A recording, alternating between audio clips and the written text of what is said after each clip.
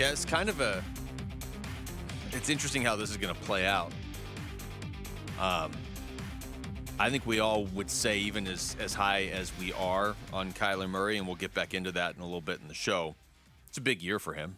You know, now things are in place, but he's got a lot to prove this season. You know, can you play 17 games or, you know, at least, I don't know, 15 games? And can you be a difference maker for this team in addition to being everything he's evolved into off the field? So prove it season for Kyler. Pretty big season for the big three coming up now too, Kellan. I don't even know what to think of the direction of this team if next season is the same as this season. I shudder to think about where you go after that.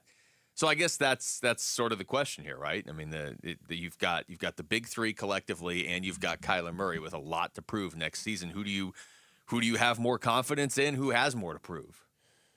I think in terms of what's on the line, I think the big three, it's pretty indisputable. If they don't at least make the conference finals next year, it's a gigantic failure. I still think it's a gigantic failure if they don't win a title, because I'm not losing sight on the reason why they did all these moves and the reason why we're here, which was to win a championship. And that shouldn't change despite where their current standing is as a team and where the rest of the NBA has leaped ahead of them in certain ways. But I think from an individual perspective, it might be Kyler, actually, if we break it down to individuals.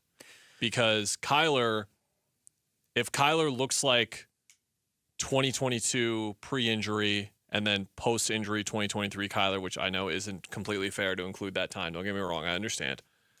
If he looks like that guy and like back half 2021 Kyler, as opposed to, there's different versions of Kyler we could see.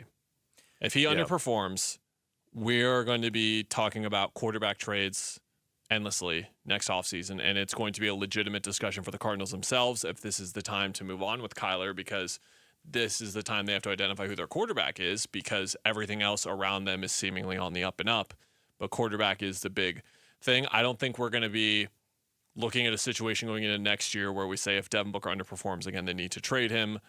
Maybe with Katie, just because it comes up naturally with him more so. Beal, they can't trade. So I think that Kyler himself, in terms of what he has to prove and what is on the line for him individually as an individual, has more on the line, has more. But as a collective, and then with like the actual thing, Kyler, if he wins 8 games, it's going to be a successful year. Yeah, and it's weird too. It's really weird to say this because the big three has Kevin Durant and Devin Booker in it. But as we sit here right now on May 31st, I have more confidence in Kyler to get it done relative to what he needs to get done next year. Because you're right, nobody's expecting the Cardinals to win the Super Bowl. The goal for the Suns was win the title. If you told me right now one of these things happens, Kyler has a good year and the Cardinals make the playoffs, or the Suns make the NBA Finals next year, I'm taking Kyler in the playoffs probably. And I'm guessing I'm not alone in that. I know Maloney has him in the playoffs. I'm guessing by the look on your face, you might lean that way too. Because it is a lower bar to clear, and because I've seen Kyler Murray play really good in the NFL. Like I have. Now, obviously, Kevin Durant's one of the best ever, and Devin Booker, I've seen him play, and I've seen Bradley Beal look really good too. But maybe it's recency bias with the way this season went, but I think when you weigh everything, the path to where the Suns need to get to in the Western Conference is going to be really difficult, whereas Kyler just being really good and the Cardinals being a playoff contender is, I've seen it before. I've seen him take them to the playoffs before, and he's better now. I honestly go the other way. And just because I think that step for the Cardinals would be a gigantic step forward, and obviously it would be for the Suns, but the Suns have the proven track record of getting to those stages. At least Durant and Booker do, certainly. And I think that the big three, the chemistry, the cohesion picking up, the way I've phrased it a lot is last year was so bad that how can you not be optimistic about next season? Because there's no way it's going to go that bad again. There's just no way. That was a worst case scenario, and they still managed to make the playoffs, I guess is the only way to really end it there. But I think that those guys were still able to have pretty good collective or individual seasons, But I would go finals, and I disagree on the West point just because I think there is no big bad wolf out in the West. Is the West loaded, and does it have a lot of really great teams? It does, but there is no final boss kind of in waiting right now.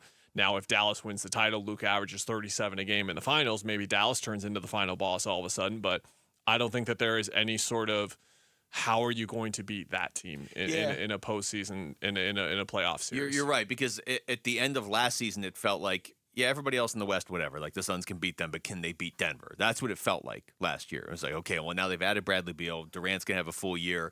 They can take anybody else, but can they get past Denver? Whereas now it's like Denver's beatable because they just got beaten. But I don't know how you can love the Suns matching up with Minnesota the way things just went. Now, things could be different next year. I certainly don't love the way that the Suns match up with Dallas because they seem to have a hard time with Dallas, and Dallas might be the team now to beat. Denver's still tough. The thing I'll say with the Suns, though, is like, if it works, it's going to really take off. You know, like I don't know that there's a scenario where it's like, hey, you know what? Mike Budenholzer came in, he unlocked the big three, and here we go. Like, this is right, and they made it to the second round. It does sort of feel like they're either going to flame out in the first round again or they're going to be in the finals, doesn't it? Like, it just doesn't feel like there's a whole lot of middle ground with this. Like, either Budenholzer is going to be a key and he's going to be able to maximize the pieces he has on this roster, and they're just going to start running through teams, or we're going to see more of what we saw last year. To be clear, Vegas doesn't think it's close. FanDuel has plus 270 for the Cardinals to make the playoffs next year. I'm guessing the odds of the Suns making the finals is at least plus 1,000, if not higher. Yeah, for them going into the year. So I think it is with that specific with Kyler. I think, again, I go back to like what's on the line for him individually.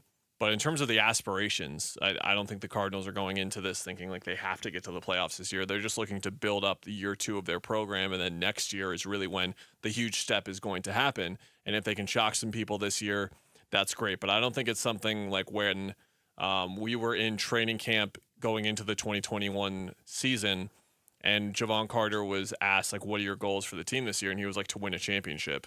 And then everyone was like, did he just say that? They were talking about it in training camp, that they had the tools to win a championship that year. I don't think that the Cardinals are looking at their roster like that specifically, but they're still in a position to succeed for sure. I've got NBA championship odds for 25, I believe. Maybe not. Maybe this is saying 25, but it's actually – no, this is for next year. And they have the Suns. I don't even see the Suns. That's a problem. That was the main team you were looking for, and that's an issue. Yeah, I don't even. They're plus 2,000. Oh, they were just that far down. You couldn't find them. No, I had to keep scrolling down. It makes sense. I just don't see it in the West. I don't see anyone really leaping out. We'll see. The offseason can change a lot. There's some intriguing players that could be moving around, but the second April thing is going to be weird because a lot of teams are in this position like the Suns are now. So we'll see. Yeah, going back to Kyler for a second, the fact that I have seen him. I haven't seen the complete Kyler yet, and to me the biggest thing is, can he stay on the field this season, which I think is a fair, obviously it's a fair thing, because if he doesn't, then they're not going anywhere. But we've seen him play really well. Again, he's never been Mahomes. I get that, but we've seen him play really well. He did do that the first half of 2021. Now, that was 3 years ago, and he has played worse since then and been hurt since then.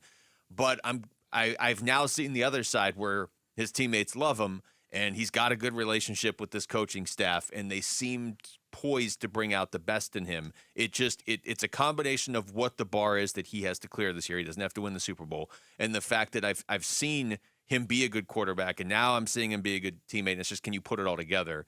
The schedule's not super easy for the Cardinals, though. Like, when you go game by game, like what you were saying earlier about that matchup with the Bears, how are they going to cover those three receivers? It gets to week 9 or 10, right? That's the point. Whenever that first Seattle game is, that's when it's, okay, if you can get here and be in a okay spot, you can take advantage. Thanks for watching Wolf and Luke. Tap to see more and click the button in the middle to subscribe to Arizona Sports.